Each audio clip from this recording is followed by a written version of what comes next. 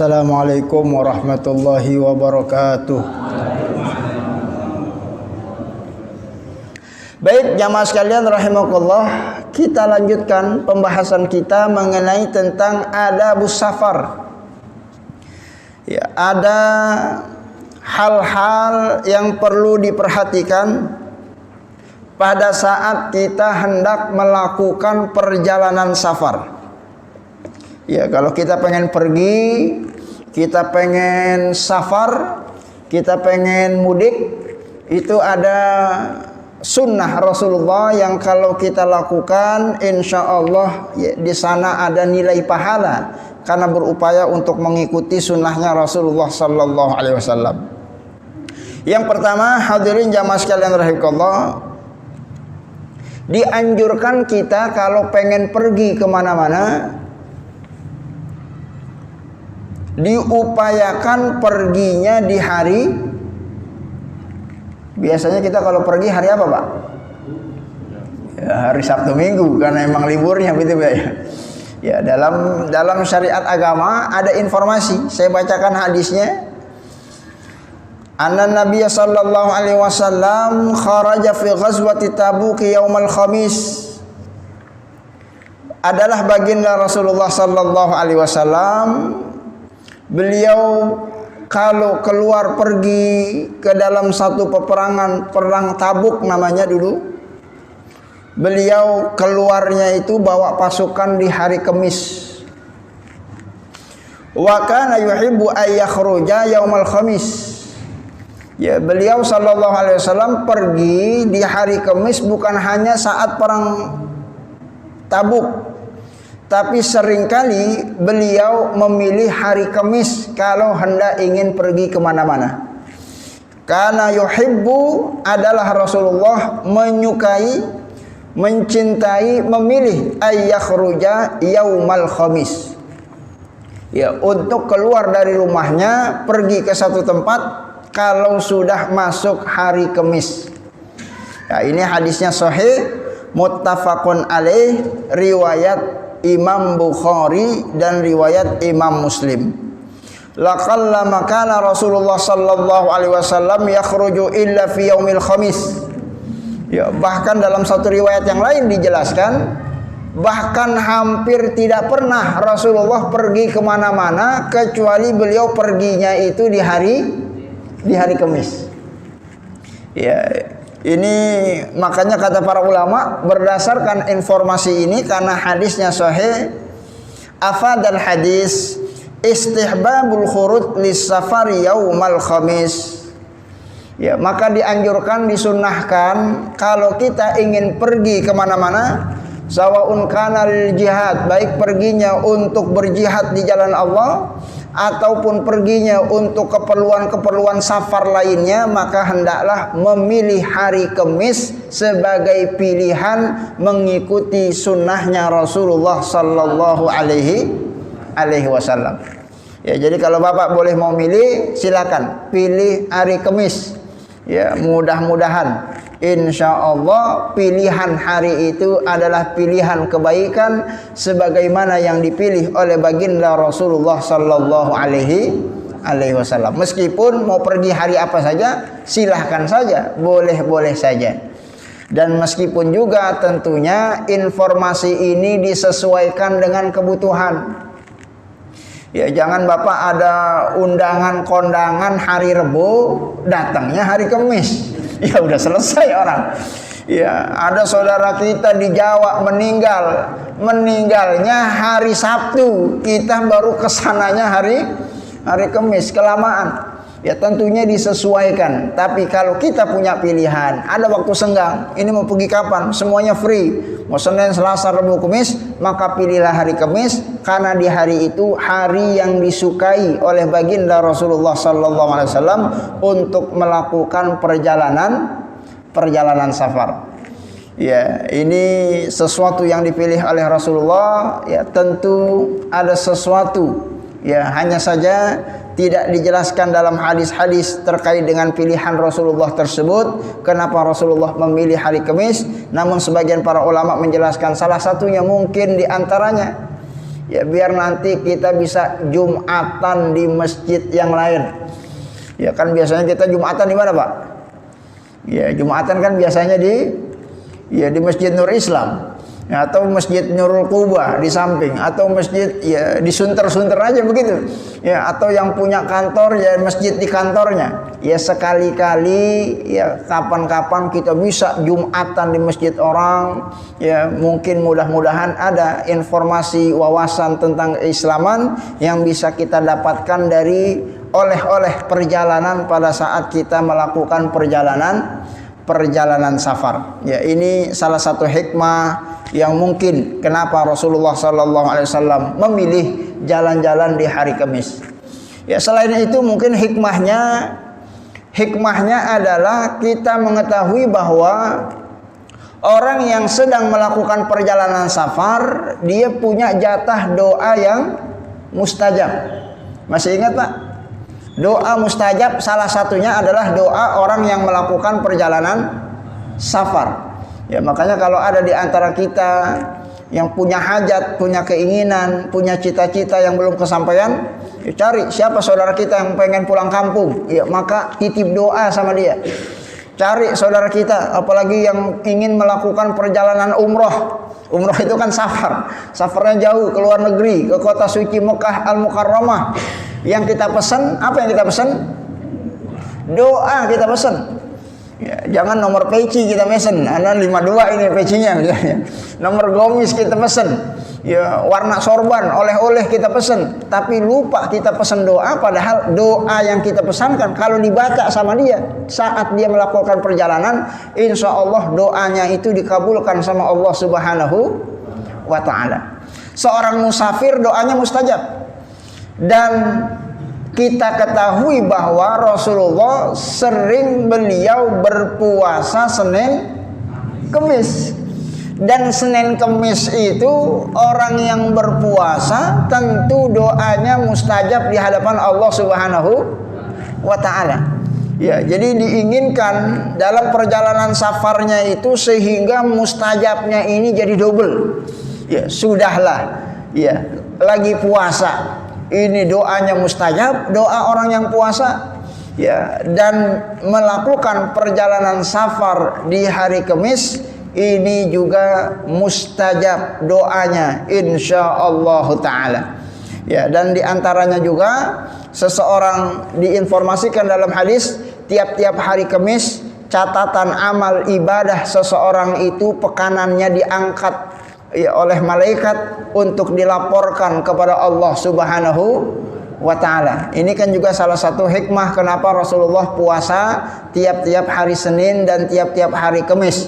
Hari Senin dalam rangka untuk memperingati maulidnya Nabi Muhammad SAW, karena Rasulullah itu dilahirkan hari Senin ya, dan di hari Kamis ini dalam rangka agar saat catatan amal ibadahnya diangkat oleh malaikat kepada Allah, ya kaum muslimin sedang melakukan ibadah puasa sehingga dia sedang melaksanakan ketaatan kepada Allah Subhanahu wa ta'ala. Ini bagian dari manfaat-manfaat yang bisa kita raih kalau kita bisa ya pergi jalan-jalan kemana ke suatu tempat, kalau kita bisa pilih hari di hari Kamis, dan itu merupakan sunnah baginda Rasulullah sallallahu alaihi wasallam. Ibadallah, dalam hadis lain disebutkan Rasulullah sallallahu alaihi wasallam bersabda, Allahumma barik ummati fi bukuriha. Ya Allah, berkahilah umatku pada saat pagi harinya. Ya, bukur itu pagi hari. Wa kana idza ba'atsa sariyatan aw jaisan ba'atsa lahum fi awwalin nahar. Adalah Rasulullah SAW biasa ya kalau kirim pasukan untuk ya menahan serangan musuh-musuh Islam, itu seringkali Rasulullah kirim pasukan itu di permulaan siang. Ya, permulaan siang itu artinya pagi-pagi. Ya, karena kan hari itu terbagi menjadi dua, ada pagi, ada malam, ada siang. Ya, di awal siang itu adalah pagi-pagi, dan pagi-pagilah Rasulullah mengutus pasukan-pasukan untuk berjihad di jalan Allah Subhanahu wa taala. Bahkan diinformasikan dalam hadis, wa kana dhakhrun tajuran wa kana yab'asu tijaratahu awalan nahar. Ya, seringkali Rasulullah sallallahu alaihi wasallam kalau berbisnis itu memulai bisnisnya itu dari mulai pagi-pagi. Ya, kita ketahui kan Rasulullah adalah seorang yang bisnismen. Ya, bisnisnya itu sampai keluar negeri, sampai ke Syam. Ya, itu kalau lagi bawa dagangan, ya, yang dari di Mekah, yang dari Madinah, barang-barangnya dibawa untuk dijual ke Syam. Ya, kapan itu diberangkatkan? Diberangkatkannya itu fi awalin nahar, dari pagi-pagi hari, karena di pagi hari itu adalah di waktu yang penuh diberkahi. Fa asra wa kasru maluhu, masih dalam hadis yang sama, maka biasanya ya, dagangan Rasulullah yang dijalankan itu sejak hari pagi-pagi itu biasanya bertambah banyak, ya, mengambil banyak keuntungan dan hartanya semakin berlimpah ruah karena diberikan keberkahan oleh Allah Subhanahu wa taala. Ya, ini hadisnya riwayat Imam Abu Dawud dan Imam Tirmizi, hadisnya hadis hasan. Ya, sehingga dalam hadis ini jamaah sekalian rahimakumullah, istihbabul khuruj li safar fi awalin nahar sanamaun yaumal khamis aw ghairihi. Maka dianjurkan bagi kita kalau kita ingin memulai aktivitas, maka mulailah sejak pagi hari. Ya, Bapak berangkat kantor, berangkatnya pagi hari. Ya, Bapak pergi untuk bisnis, perginya itu pagi-pagi. Ya, sebab kalau pagi-pagi itu kita bergegas melakukan aktivitas, insya Allah lebih diberkahi oleh Allah Subhanahu wa taala karena mendapatkan doa dari baginda Nabi Muhammad sallallahu alaihi wasallam. Ya, makanya jangan sampai kita kalah dengan saudara kita tetangga sebelah. Ya, ini mohon maaf. Ya, banyak orang-orang yang bisnis itu masya Allah tokonya udah pada buka pagi-pagi. Ya, sementara biasanya kalau tokonya yang dagang orang Islam itu biasanya ya kalau masih pagi nggak ada yang buka. Ya, sehingga kalau ada orang yang butuh mendesak, ya ini terkadang justru yang kita perdagangkan itu tidak bisa kita perjualkan secara cepat. Ya, contoh misalnya kalau kita pagi-pagi pengen ada acara, pengen beli kue begitu, ya kita cari toko kue yang bukanya pagi-pagi. Ya, ini kan belum tentu semua toko buka. Ya, tapi banyak ada toko-toko ya saudara kita sebangsa yang non muslim tapi sudah buka dia toko pagi-pagi. Ya, karena dia tahu pagi itu adalah waktu yang hoki. Ya, padahal ini sudah diinformasikan oleh baginda Nabi Muhammad sallallahu alaihi wasallam. Makanya apapun profesi kita, ya tentunya ini disesuaikan, kecuali kalau memang pekerjaan kita bukannya pagi, malam-malam. Ya, jamaah kita ada yang jadi satpam misalnya, kerjanya malam, ya berangkatnya jangan pagi-pagi. Ya, berangkatnya malam. Ya, tapi maksudnya kalau pekerjaan kita memang di pagi hari, maka segeralah bergegas di awal waktu pagi agar kita mendapatkan keberkahan dari doa baginda Rasulullah sallallahu alaihi wasallam. Oleh karena itu maka jamaah sekalian rahimakumullah, ya al-hirsu ala takbiri wal istifadah min awal nahar fil amali wat tijarah wa sa'iri tahqiqil masalih. Dari hadis ini kata para ulama, maka sangat dianjurkan kita untuk berpagi-pagi di dalam memulai aktivitas. Baik aktivitas amal, pekerjaan, profesi, baik aktivitas bisnis, kita pengen dagang, mulainya pagi-pagi. Wasairi tahqiqil masalih, termasuk hal ihwal yang berkaitan dengan mendapatkan maslahat-maslahat dalam aktivitas yang kita lakukan. Ya, artinya kalau misalnya nanti suatu saat masjid kita DKM menentukan nanti kita pengen kerja bakti. Kapan mulai kerja baktinya? pagi-pagi, ya, karena dengan pagi-pagi itu kita mendapatkan keberkahan dari baginda Rasulullah sallallahu alaihi wasallam. Ya, RT kita, RW kita ngadain kerja bakti, maka waktunya pagi-pagi itu lebih diberikan keberkahan. Ya, panitia pengen motong kurban, kapan waktunya? Ya, pagi-pagi, kalau bisa sudah dimulai. Ya, semakin pagi semakin kita mendapatkan doa Rasulullah yang barusan kita bacakan. Rasulullah pernah berdoa, Allahumma barik li ummati fi bukuriha. Ya Allah, umatku itu berkahilah bagi mereka yang melakukan aktivitas di pagi harinya. Wa nasyatul hawaiyah wal amal wa furratul inqat wa kasratul ribh yuhsalu fi awalin nahar. Karena tadi hadisnya disebutkan Rasulullah dagang pagi-pagi, untungnya banyak, duitnya berlimpah.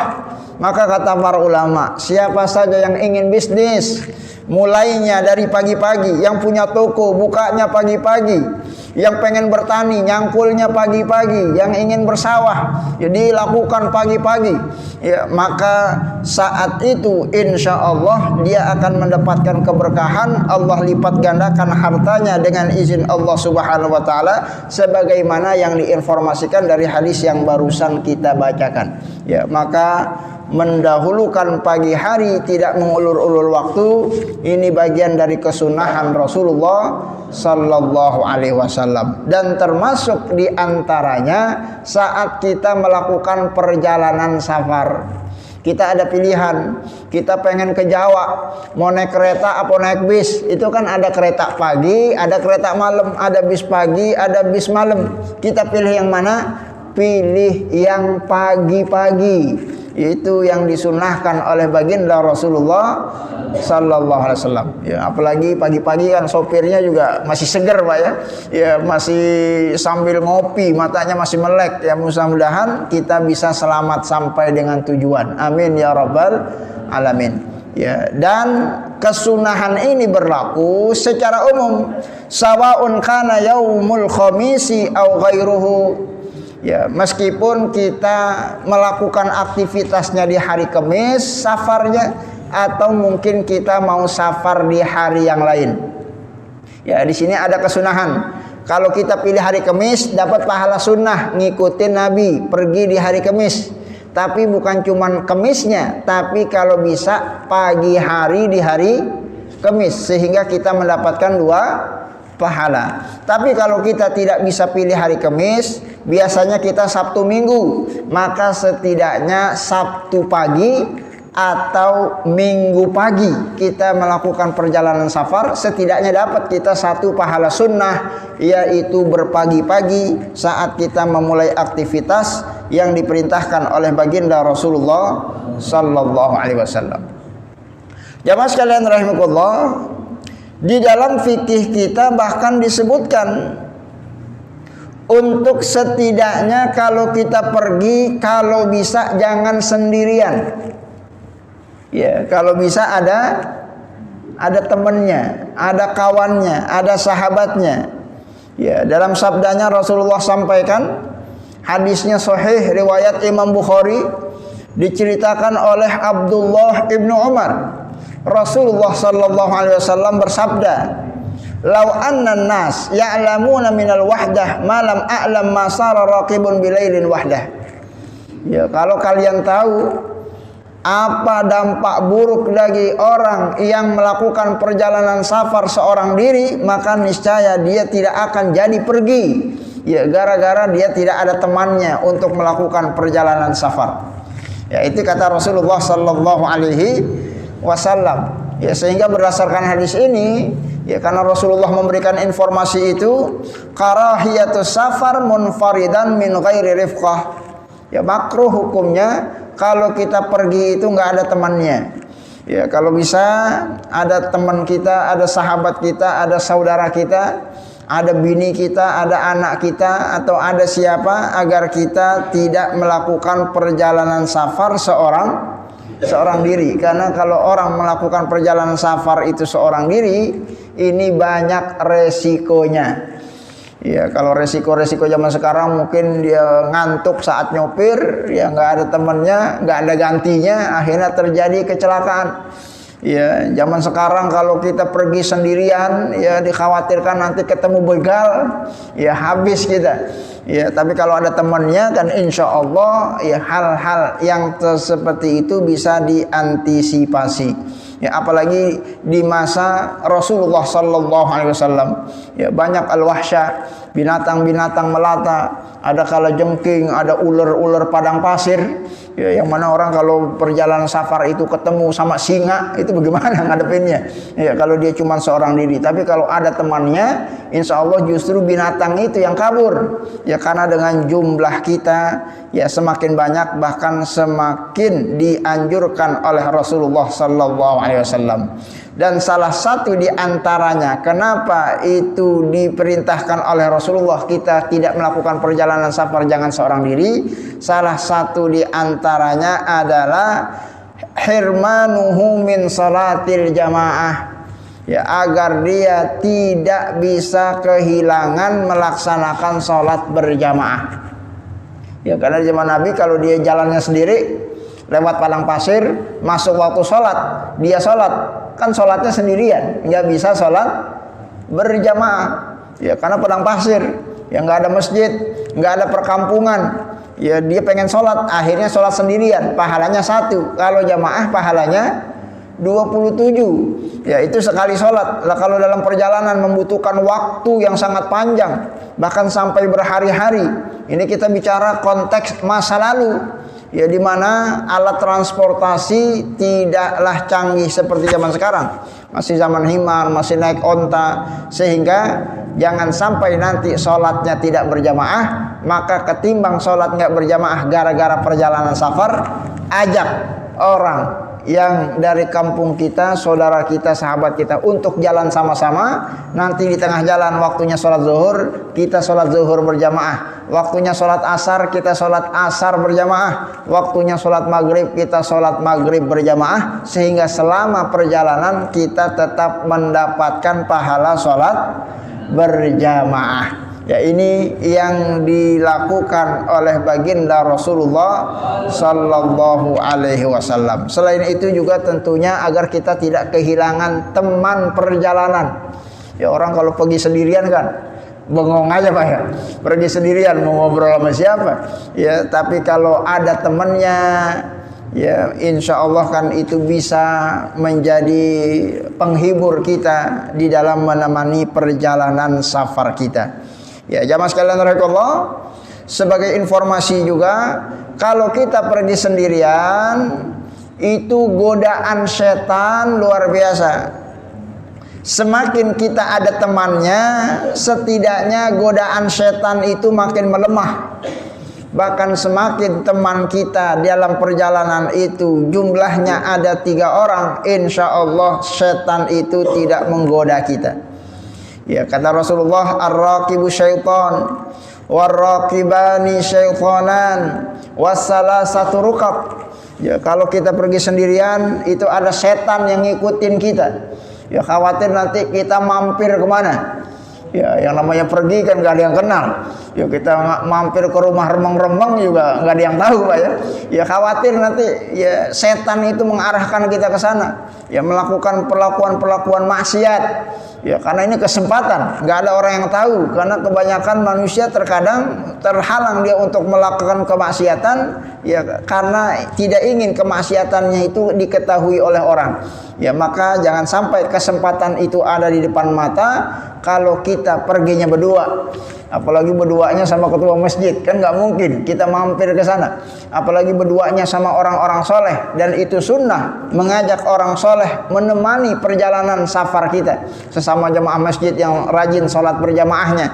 Agar apa? Agar selama di perjalanan yang kita lakukan itu tidak kemaksiatan, tapi yang kita lakukan tetap ketaatan kepada Allah Subhanahu wa ta'ala. Ini termasuk bagian dari sunnah Rasulullah sallallahu alaihi wasallam. Ya, yang barusan hadisnya sahih Pak ya. Ya, maka di dalam informasi ini istihbabu qaulur rifqa fi safar salasah alal aqal. Maka dalam melakukan perjalanan safar, kalau bisa minimal 3 orang. Ya, tapi kalau memang nggak ada lagi temannya, ya 2 orang nggak apa-apa. Ya, tapi jangan sampai sendirian. Kalau sendirian ini resiko maksiat, apalagi resiko yang lainnya. Ya, kalau terjadi apa-apa di perjalanan, nggak ada yang tahu. Ya, ini dikhawatirkan, ya, na'udzubillahi summa na'udzubillah, sebagai tindakan preventif agar kita terhindar dari sesuatu yang tidak kita inginkan insyaallah taala. Baik ya mas sekalian rahimakumullah, sebelum mungkin nanti ada diskusi dan tanya jawab, saya sampaikan hadis yang selanjutnya tentang informasi perintah Rasulullah, idza kharaja salasatun minas safar falyu'ammiru ahadahum. Nanti kalau kita udah jalan sama teman, sama sahabat, sama saudara, sama tetangga, maka hendaklah kita pilih salah satu di antara mereka untuk menjadi pemimpin perjalanan. Ya, jadi kalau kita jalan bareng, itu harus ada orang yang kita sepakati secara aklamasi untuk menjadi pemimpin perjalanan. Ya, jangan sampai nanti udah jalan, yang satu pengennya ini naik tol apa enggak naik tol. Ya, ribut akhirnya. Ya, kita sholat zuhurnya di jama apa di kosor, ya ribut akhirnya. Ya, kita pengen makan di mana, yang satu pengen makan di nasi padang, yang satu pengen makan sate, dan akhirnya ya nggak nyaman perjalanannya. Tapi kalau ada satu pemimpin, ya, dialah nanti yang memutuskan. Kalau dia kata bilang naik tol, naik tol. Kalau dia bilang kita sholat di masjid ini di jama, di jama. Kalau dia bilang kita makan di sini, silakan kita patuhi kepemimpinannya selama dalam perjalanan safar. Ya, jadi sunnah hukumnya memilih pemimpin rombongan. Jadi dalam melakukan perjalanan safar, jangan sampai kita berjalan, ya ini tidak ada ketuanya, tidak ada pemimpinnya, dan ini adalah bagian dari perintah Rasulullah sallallahu alaihi wasallam. Baik, jamaah sekalian rahimakumullah, ya sebenarnya sih dalam hadis ini ada makna yang dalam terkait dengan kehidupan kita secara umum, wabil khusus dalam konteks berbangsa dan bernegara. Jadi dalam agama kita, orang yang perjalanan safar 3 orang minimal itu disuruh milih pemimpin yang harus kita taati. Apalagi dalam konteks negara yang mana di sini banyak orang, banyak kemaslahatan, tentu saja lebih ditekankan kita untuk memilih pemimpin agar kita bisa menjalani terhadap sesuatu kesepakatan yang membawa kepada kemaslahatan. Ya, artinya ini dalam konteks beragama, ya para ulama menjelaskan kalau perjalanan safar aja yang sementara cuman beberapa hari, paling berapa lama sih safar itu? Orangnya pun gak banyak, cuman 3 orang. Diperintahkan kita untuk memilih pemimpin, apalagi perintah untuk memilih pemimpin untuk maslahat jangka yang lebih panjang, 5 tahun ke depan. Ya jangan sampai nanti sengsara sebagaimana yang kita rasakan selama ini. Ya kalau tidak salah hari ini ada demonstrasi besar-besaran. Tahu nggak beritanya Pak? Ya ini kalau kita disunter aja nggak tahu ya. Ya kalau kita tadi keluar, masya Allah jalanan macet, yaitu jalan-jalan di border gede-gede, ya ada busi-businya. Ya banyak orang yang sedang demonstrasi terkait dengan kenaikan harga BBM yang tentu saja itu menyusahkan kita, karena di saat yang sama kebutuhan kita semakin membesar sementara pendapatan otomatis semakin berkurang. Ya oleh karena itu maka jangan sampai itu nanti 5 tahun ke depan ya kita tidak memilih pemimpin yang amanah, yang takut kepada Allah. Pemimpin-pemimpin yang seperti itu tentu tidak kita hindarkan. Ya makanya dalam hadis ini setidaknya ada pelajaran yang bisa kita ambil ibrahnya, mudah-mudahan bermanfaat buat kita semua. Amin ya rabbal alamin. Baik jemaah sekalian, silahkan kalau ada yang mau disampaikan Oh, ada waktu 2 menit, silakan. Cukup 2 menit, baik, insyaallah taala. Ya, mudah-mudahan yandabu lil jamaah lil musafirin ayaj'alu wahidan minhum amiran alaihim yuti'una fi syu'uni sya'afarim ayaqula may kharfqihkan wa hirsan wa ma'rufan bi ahwalis safar wa hadzal amru ala sabilil wujub. Ya, waktunya sudah habis. Cuma sekedar penekanan berdasarkan hadis yang barusan kita sebutkan, maka kata Imam Al-Hawi, Imam Al-Mawardi dalam kitab Al-Hawi, perintah ini adalah perintah yang sifatnya wajib. Ya, jadi kalau ada jemaah kita nanti misalnya ada ziarah 1 bis, dalam bis itu harus ada ketua rombongannya yang nanti kita harus sepakat terhadap keputusan apapun yang nanti diambil dalam proses perjalanan safar sampai balik ke rumah. Artinya kalau bis suruh berhenti, kita sholat di sini, kita sholat di situ.